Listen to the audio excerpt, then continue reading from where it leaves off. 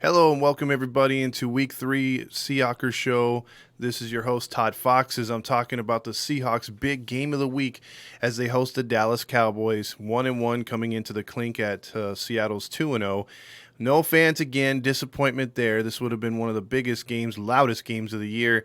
Unfortunately, the 12s can't make their voices heard in this one other than the piped-in noise. But hopefully the Seahawks can get the job done and go to 3-0 and knock the Cowboys to 1-2, especially after last year when the Cowboys knocked us out. But before we get into that, please like and subscribe. Tell a friend, tell a Seahawks fan, tell a football friend to like and subscribe to this page. I try to go as in depth as I possibly can and just try to give you guys the best possible few minutes to watch, as far as a football fan, Seahawks fan especially.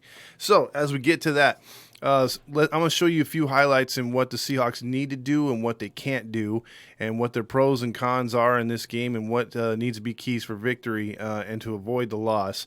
And then the same things we can exploit, or what we can exploit from the Dallas Cowboys and how they can exploit us, what we have to watch out for. So we'll get into all that stuff right now. So let's start the video real quick. This is going to be the one of the plays here.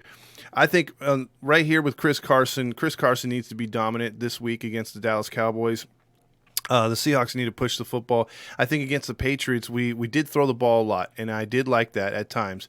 But hindsight being what it is now and looking at how the game turned out, I think if we were able to control the ball a little bit more, take some time off the clock like I thought the Patriots would too, we stopped their run. They really didn't stop ours. I think we just took ourselves out of the run game because we were gashing them for a few yards at a time, and we could have took more time to leave our defense off the field. And I think that's going to have to be key against Dallas because I know Dallas will use the run against us. Game last week came over from the Chargers. So on first down now, this drive begins with a nice 7. And I said it in the last week's video too. In the recap of the victory over the Patriots is the fact that Seattle put themselves in a lot of second and shorts in this game, and it was very nice to see.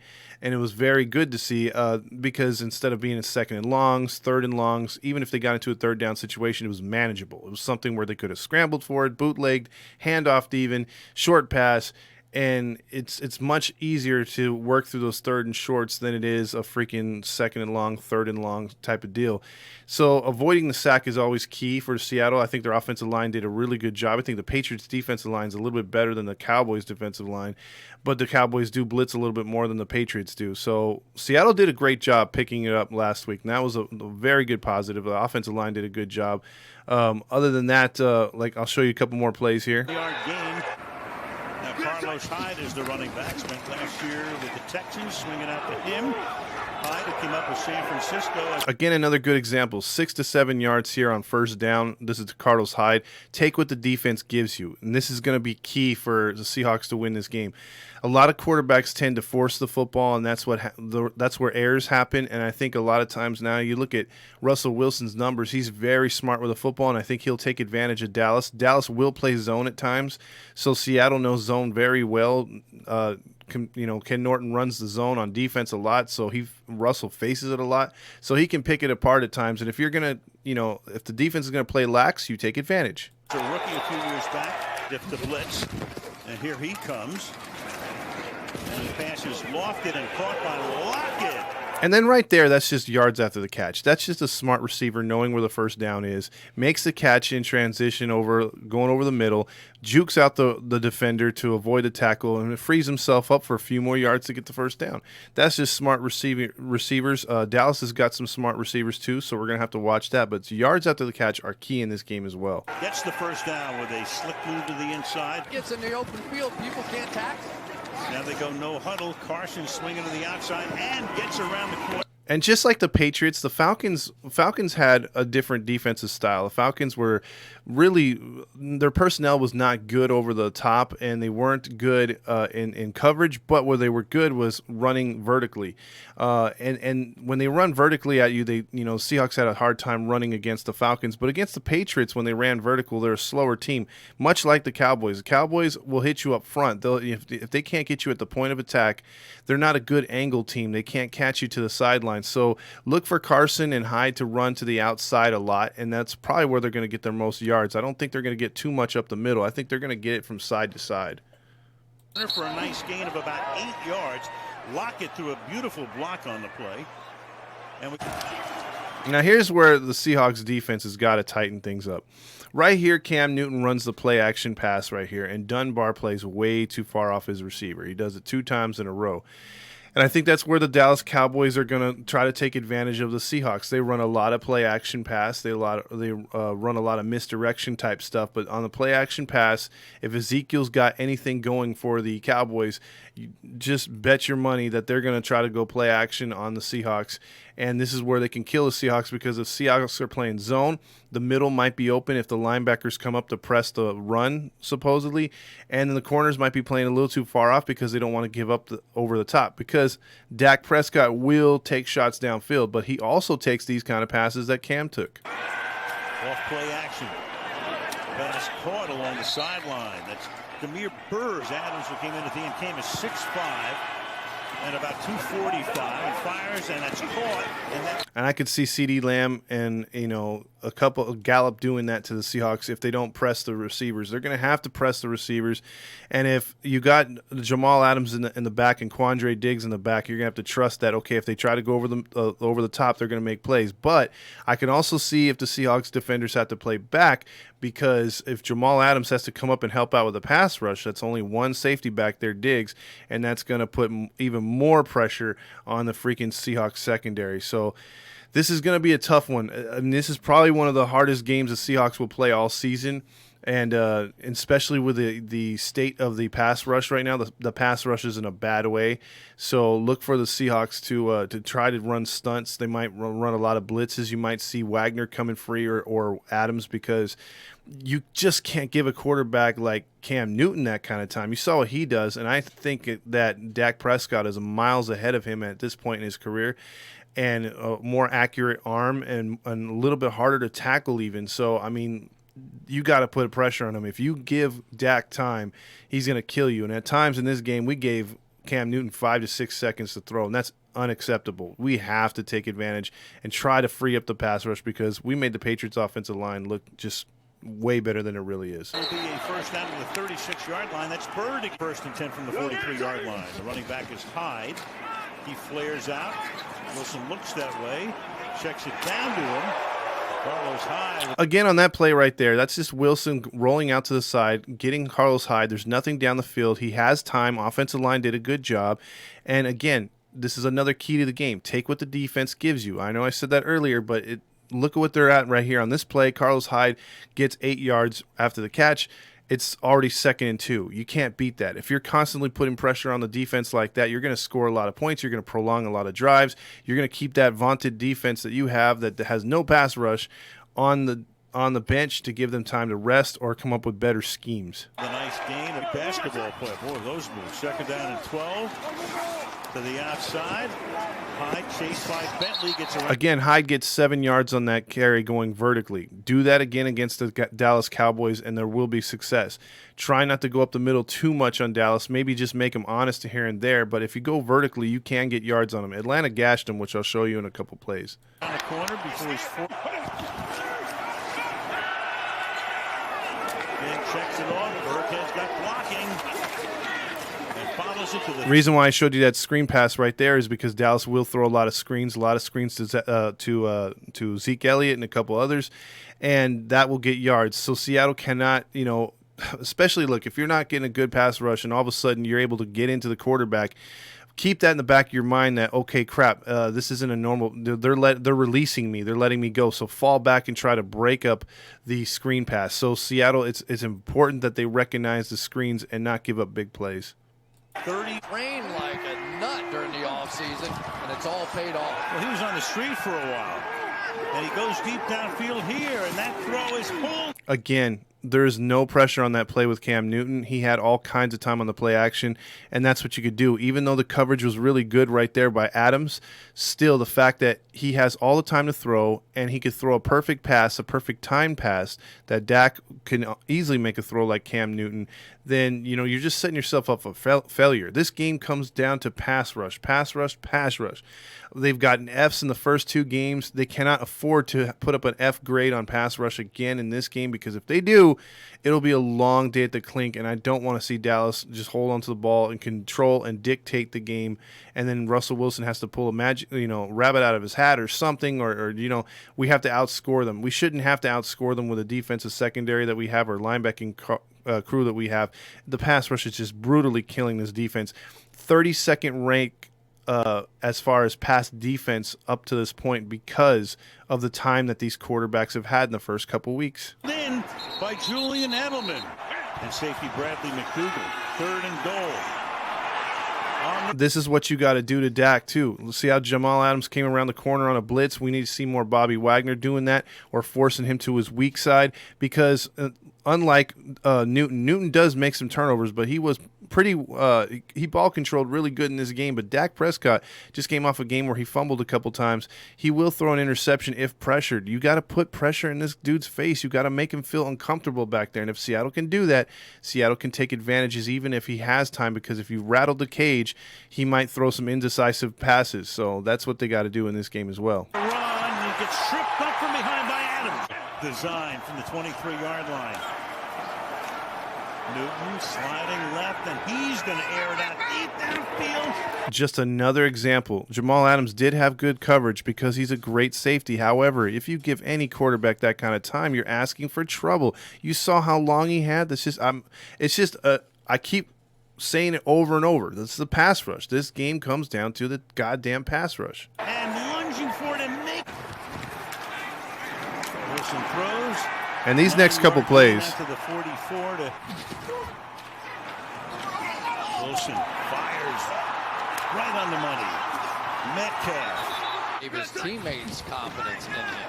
3rd and 7. And that'll be caught by Lockett. Be a factor. So I showed you those 3 plays in a row by Lockett and Metcalf. The reason why I showed you those 3 plays is take what the defense gives you. And if they're going to be playing a little far back, if they're going to allow you to go over the middle, if they're going to allow you to get those little comebackers, take them. Take them all day, yards after the catch. Those receivers are so smart that they know where the first down markers are, and they'll check for the extra yards. You saw Metcalf push off to get an extra few yards. You saw Lockett get to the first downs on both catches.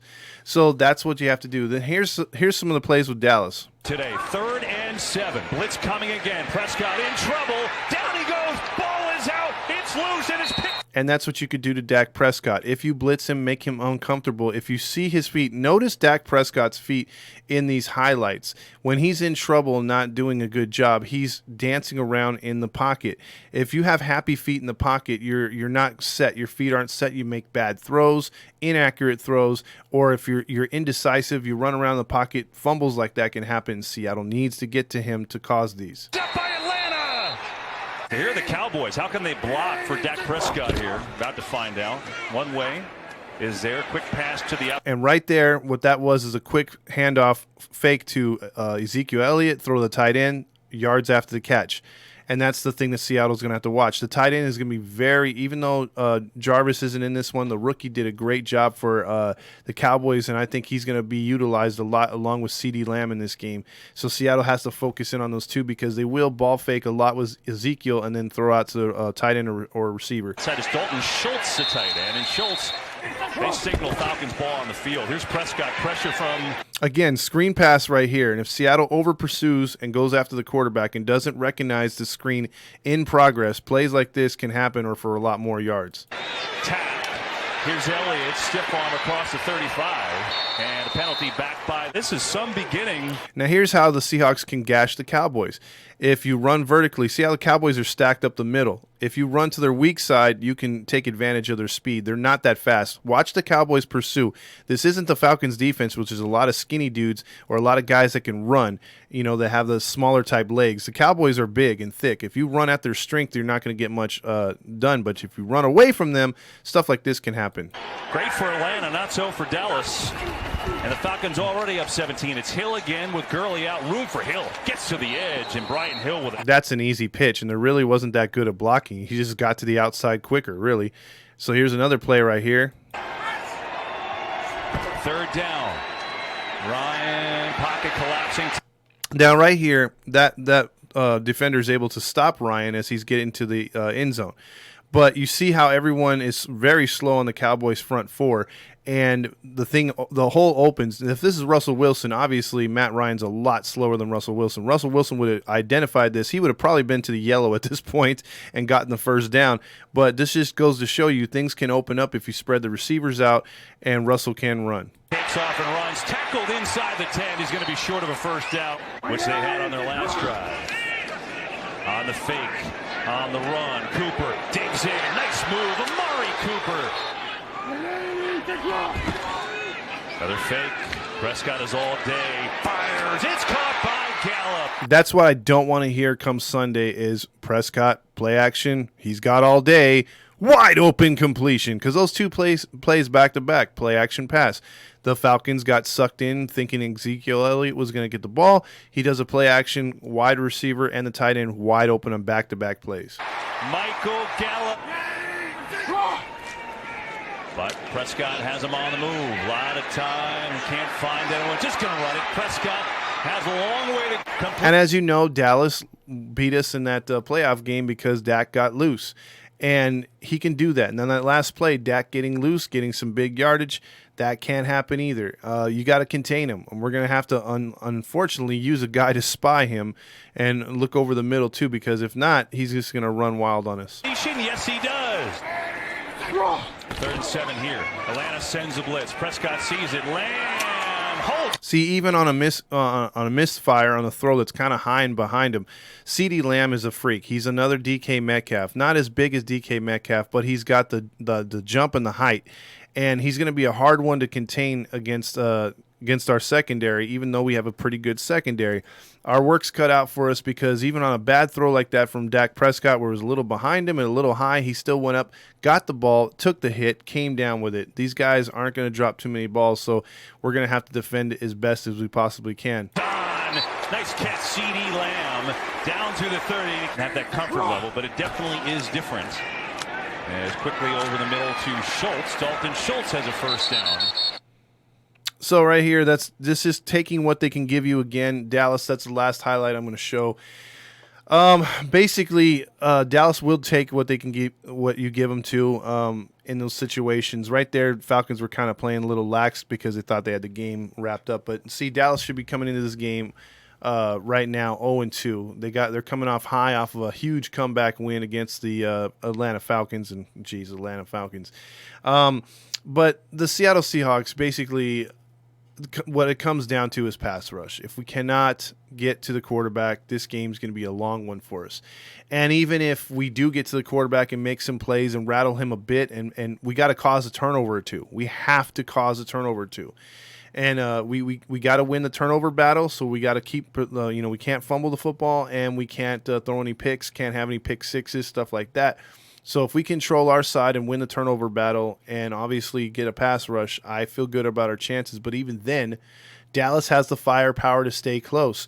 So even if they do make several mistakes like they did against the Atlanta Falcons, our defense isn't as poor as the Atlanta Falcons, obviously, but again, our secondary is being exposed because they're out there too long. I don't care who you have out there. If you have 4 Ronnie Lotts in coverage, you're still not going to be able to contain the way you want to if you don't get a pass rush. So bottom line, my prediction for this game, I think the Seahawks, I went back and forth with this one, and that's why it took me an extra day to make this video, but I'm going to go Seahawks 28, Dallas 27. I think they edge them by 1 point. It may not be that exact score, but at some point they edge them by a point. I just think that the Seahawks and Russell Wilson at home, I think, even though the fans aren't there, it still plays a difference. I think Dallas will at times control this game, and I think Seattle will have to make some really bold moves at times to take away what makes Dallas tick, take away that run, and make them one-dimensional. If they're able to utilize that play-action pass, we don't win this game. Turnover battle, win or not, I think if they're able to run the football, we're in trouble. We're in a lot of trouble.